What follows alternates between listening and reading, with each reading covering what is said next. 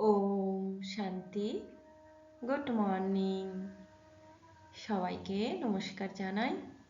আজ 17ই জানুয়ারি 2026 সাল। আজকে প্রাতঃমূর্লিতে বাবা আমাদের কাহিনী শোনাতে এসেছেন। কাহিনী বা গল্প কার শুনতে ভালো লাগে না বলুন তো? তো বাবা বসে আমাদেরকে কাহিনী শোনাচ্ছেন। কার কাহিনী? ভারতে রাজেশ্বর ও রাজেশ্বরীর কাহিনী। শুনবেন তো আজকে কাহিনী? বাবা আমাদেরকে বলছেন এই ভারতবর্ষ ছিল রাজেশ্বর রাজেশ্বরীদের বাসস্থান। এই ভারতবর্ষ ছিল স্বর্গ। এই ভারতবর্ষ ছিল সত্যের দুনিয়া। মানব আত্মার সর্বোচ্চ গৌরবের ইতিহাস। আজকে আমরা সেইটা নিয়ে একটু আলোচনা করব এবং শেষে জানব যে আমরা ধ্যানের মাধ্যমে কিভাবে রাজেশ্বরী স্থিতিতে থেকে আমাদের মধ্যে এই গুণকে বাড়াতে পারি, নিজেকে ওই সত্যযুগের বাদশাহী, সত্যযুগের রাজা রানী রূপে স্থিত করতে পারি। পাশের ছবিটা দেখেছেন? এত মনোরম সৌন্দর্য। ইচ্ছে করে না যে আমিও এভাবে রাজেশ্বর আর রাজেশ্বরী হব? তো এদের কাহিনী একটু জেনে নিই বাবা কি বলতে চাইছেন। যখন স্বর্গে ছিলাম তখন আলোর জগতে ছিলাম। স্বর্গের রাজেশ্বর রাজেশ্বরী শ্রী লক্ষ্মী নারায়ণ ছিলেন। তাকেই সুখধাম বলা হয়। বাবার কাছেই তোমাদের স্বর্গের উত্তরাধিকার প্রাপ্ত করতে হবে, যাকে জীবন মুক্তি বলা হয়। এই পয়েন্টটা রয়েছে না আজকের মুরলিতে? তাহলে বাবা আমাদেরকে বলছেন স্বর্গে যখন ছিলাম আলোর জগতে ছিলাম। স্বর্গ শুধু স্থানকে কি বোঝায়? মনকে বোঝায় না? শুদ্ধ পবিত্র সাত্ত্বিক চেতনার অবস্থা, যেখানে আলো মানে জ্ঞান, পবিত্রতা, শান্তি, বিকার মুক্ত জীবন। এটাই তো আমাদেরকে মুক্তির পথ দেখায়। আমি যদি অশান্ত থাকি, আমি যদি চিন্তাগ্রস্ত থাকি, তখন আমি কেমন যেন ভারী, কেমন যেন বন্ধনে আবদ্ধ থাকি। আর মুক্ত কখন হওয়া যায়? যখন আমার চিন্তা, আমার অবকাশ সব দূর হয়, তখনই তো মুক্ত হওয়া যায়। তাই বাবা বলছেন তুমি এরকম একটি স্থান প্রাপ্ত করবে যদি তুমি রাজযোগ শেখো। স্বর্গের রাজেশ্বর আর রাজেশ্বরী শ্রী লক্ষ্মী নারায়ণ ছিলেন। লক্ষ্মী নারায়ণ কিসের প্রতীক? আমরা জানি সম্পূর্ণ পবিত্র দম্পতি। অর্থাৎ রাজযোগে আমরা আদর্শ মানবতা বা মানবী রূপে প্রতিষ্ঠিত হতে পারি। যদি আমরা নিজেকে একটা রূপ দিতে পারি, সেই রূপটা কি? সম্পূর্ণ সর্বগুণ সম্পন্ন অলংকারে ভূষিত একটি সম্পূর্ণ রাজা রানীর রূপ। তাহলে মনে হবে না আমি অলৌকিক দেবতা? সুখ শান্তি সমৃদ্ধি সবই আমার কাছে আছে। এটাই হলো মানব আত্মার সম্পূর্ণ বিকাশ। আর সুখধাম বলতে কাকে বলা হলো? সুখধাম মানে দুঃখ নেই যেখানে। দুঃখহীন মানুষ বা দুঃখহীন জীবন এখন আপনি খুঁজে পাবেন? এখন সব মানুষের কাছে একটু কাছাকাছি যান, সে আপনাকে তার ইতিহাস, দুঃখের ইতিহাস শোনাতে শুরু করবে।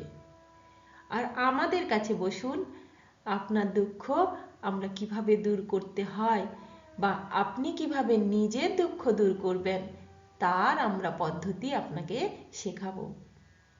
তাহলে রোগ মুক্ত, চিন্তা মুক্ত এই যে অবস্থা, এটাই তো আমাদের সুখধাম। তাই বাবা বলছেন, তোমার জীবন হলো সেই এক গৌরবময় জীবন।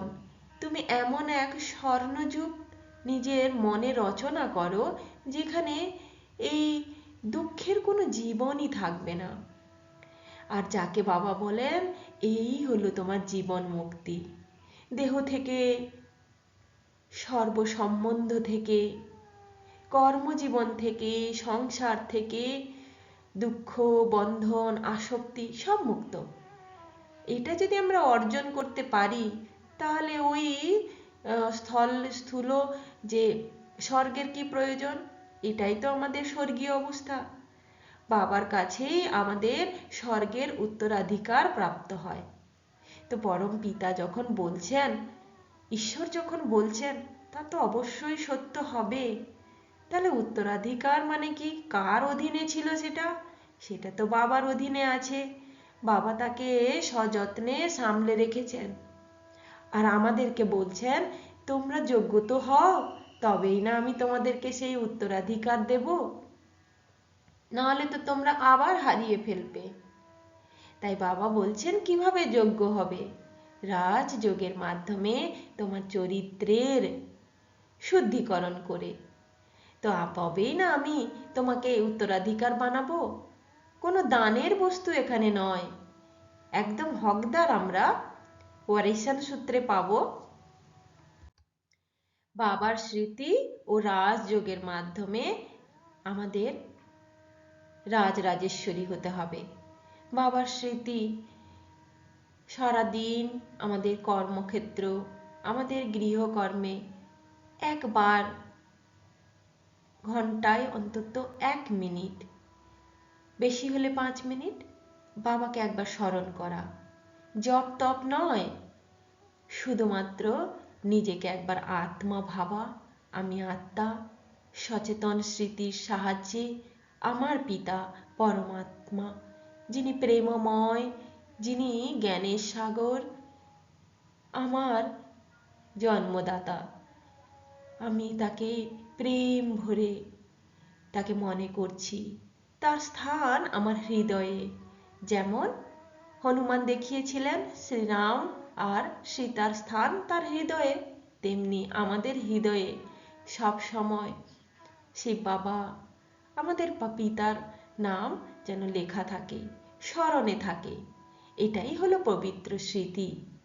যেমন সূর্যের আলো অন্ধকারকে দূর করে, তেমনি বাবা যদি আপনার মনে, হৃদয়ে, স্মৃতিতে থাকে, তাহলে মনের অন্ধকার দূর হয়। একবার প্রয়োগ করে তো দেখুন। আর কিভাবে প্রয়োগ করবেন? রাজযোগের মাধ্যমে, যেটা প্রজাপিতা ব্রহ্মাকুমারী ঈশ্বরীয় বিশ্ববিদ্যালয়ে শেখানো হয়। আত্মা আর পরমাত্মা কিভাবে একে অপরের সাথে যোগাযোগ করে, আত্মা কিভাবে পরমাত্মার সান্নিধ্য লাভ করে, মন, বুদ্ধি, সংস্কার তার শুদ্ধ করে এবং সে ইন্দ্রিয়ের উপরে রাজত্ব করে। একেই তো বলা হয় রাজযোগ। তো রাজ্য অধিকার পেতে গেলে, নিজের আত্মসম্মান পেতে গেলে, স্থায়ী সুখ শান্তি পেতে গেলে অবশ্যই রাজযোগের অভ্যেস করুন। আত্মা দাসত্ব থেকে রাজ্যত্বে যায়। আমরা আত্মারা এই শরীরের দাসত্ব করি, কিন্তু বাবা বলছেন তুমি দাসত্ব করতে পারো না, তুমি রাজ্যত্ব করো। তো দাসত্ব মানে কি? দেহ চেতনায় আবদ্ধ, কাম, ক্রোধ, মোহ, লোভ, অহংকার অধীনে আমরা আছি। পরস্থিতিতে আমরা বিচলিত হচ্ছি, অর্থাৎ পরিস্থিতিই হলো তো পরস্থিতি। তো আমরা এই বন্ধন থেকে যদি না মুক্ত হই, তাহলে কি আমি স্বাধীন হতে পারবো? রাজ্যত্ব কি? শরীরের উপরে রাজ্যত্ব, পরিস্থিতির উপরে রাজ্যত্ব, মন ও ইন্দ্রিয়ের উপরে অধিকার প্রাপ্ত করা। কোনোভাবে কোনো কিছুর বিনিময়ে আমার শান্তি, আমার সুখ কখনোই হারিয়ে যাবে না। আমি আত্মা, আমি এই শরীরের মালিক, এই শরীরের স্বামী। আমি কোনো কিছুর দ্বারা বিচলিত হই না, এমনকি শরীরের বাহ্যিক রূপের দ্বারাও নয়। এই যে বিশাল বড় ক্ষমতা। ভারতে যে রাজ রাজেশ্বর ও রাজ রাজেশ্বরীর কাহিনী বাবা বলছেন, এর তিনটে ব্যাখ্যা যদি আমরা একটু পৌরাণিক, ঐতিহাসিক, আধ্যাত্মিক ভিত্তিতে দেখি, তাহলে কি দেখব? পৌরাণিক কাহিনীতে শ্রী লক্ষ্মী নারায়ণ ধর্ম, ন্যায়, শাসন, পবিত্রতার প্রতীক এবং সমৃদ্ধি, সৌন্দর্য, সুখ, শান্তি অনুসারে ইনারা স্বর্গীয় রাজত্বের আদর্শ দম্পতি। আবার ঐতিহাসিক ভাবনায় কি দেখব? না, রাজা কেবল শাসক নয়, তিনি ধর্মের ধারক। রানী কেবল রানী নয়, তিনি সমৃদ্ধি এবং জনগণের কল্যাণকারী মাতা। তাহলে রাজ রাজেশ্বরী উপাধি শুধু কি দেবী দেবতাদের জন্য, আমাদের জন্য নয়?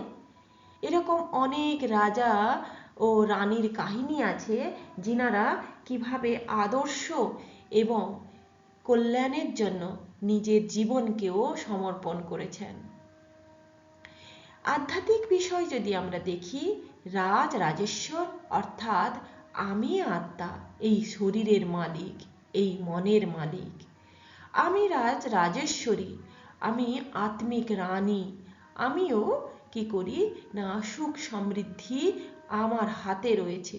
তাহলে সম্পূর্ণ পবিত্রতা প্রতীক হিসাবে এই কাহিনী আমাদেরকে বাবা শোনাচ্ছেন, কতভাবে আমাদেরকে বোঝাচ্ছেন, যাতে ওই সত্য কথাটা আমরা সহজে বুঝে যাই।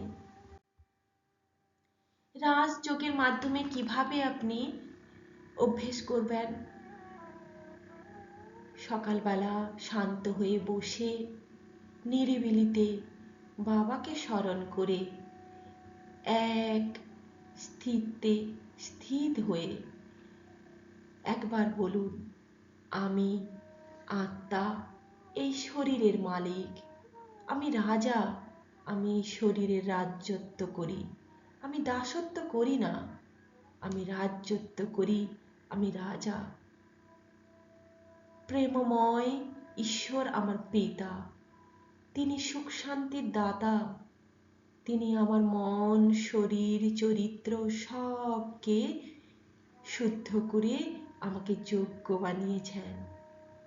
আমি পরিস্থিতির দ্বারা পরিচালিত নই, আমি আত্মিক রাজা, আমি আমার স্থিতির দ্বারা পরিচালিত। আমি পবিত্র, আমি নির্মল, আমি নিঃস্বার্থ। তাই বাবা আমাকে তার স্বর্গীয় উত্তরাধিকার দান করছে। আর আপনার মুকুট আপনার মাথায় বাবা পরিয়ে দিচ্ছেন।